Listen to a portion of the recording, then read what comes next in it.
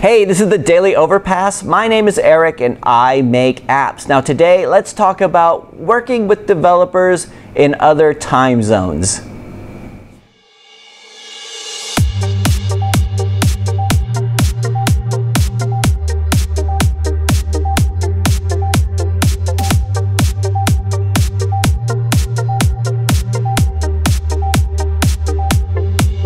Alright, so today I want to answer a question that came in from our good friend Rifat on last live stream.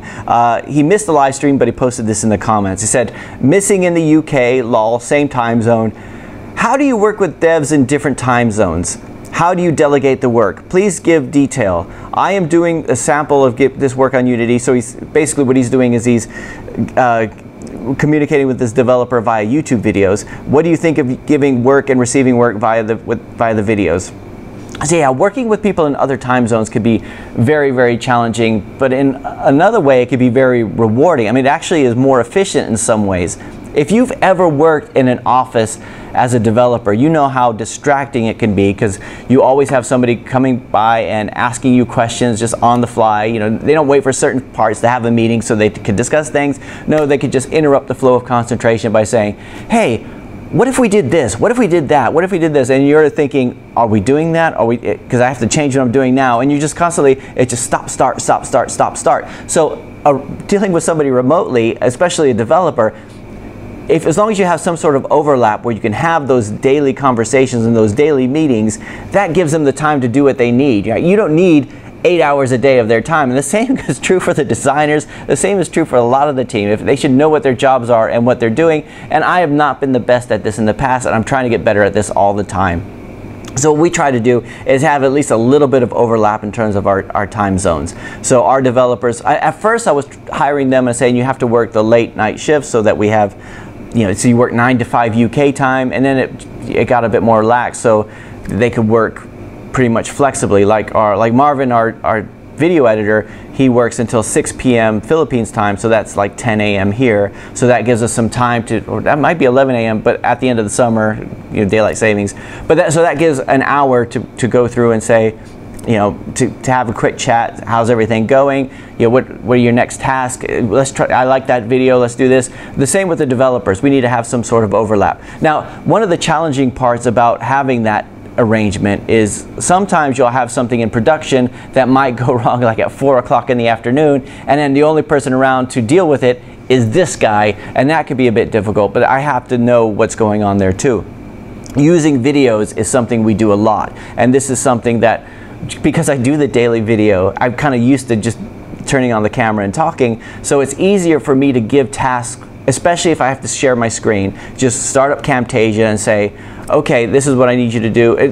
For the developers, not so much, because the developers, I could give them a flow chart or a specification, and they should be working on things, you know, more readily, or you know, more frequently. But if there's something like for Rowena, our VA, then I would just go through and start up Camtasia and say, this is what I want you to do, and then if it's complicated, I'll just give a quick demo on how to do it. I can upload it to YouTube, and then she can watch it as an unlisted video. That's why you guys don't see it, because it's unlisted or it's private, just shared with them. And we do that, and the developers do that too. So the developers in Vietnam will, you know, they're doing something, and we're trying to figure something out, and they'll want to demonstrate something to me, but they don't want to release it as a full version, so they'll just do a video. I do the same thing with clients, right? I will send them videos when we are not ready for a beta build. If I don't want them clicking around on all kinds of things that are going to break, but I want to show them one little bit of functionality, an unlisted video is the ideal way to do that. I mean, YouTube is not just for, you know, I'm going to make this vlog. It's for, you know, how do we share information in a quick way? The ideal situation is you just record something on your phone and send it via email, but that's like easily 30 megabytes or more, and then you get all these problems. I didn't get it, my email provider stripped it or whatever. So using something like YouTube, which is free, it's just really easy to do. So we do that a lot, and a lot of our SOPs, especially the early ones, were done in video because it was much easier to do, much easier for them to watch and everything like that. So Rifat, I think that's a great idea. You know, people say a lot of times it must be difficult working with developers remotely, and sometimes it can be, but there's also, you have to think about you need to give your developers some space sometimes. You need to let them get on with what they're doing. The downside is they could be working on the wrong thing for 7 hours out of the day until they ask you the question, or they might be waiting for an answer from you on something.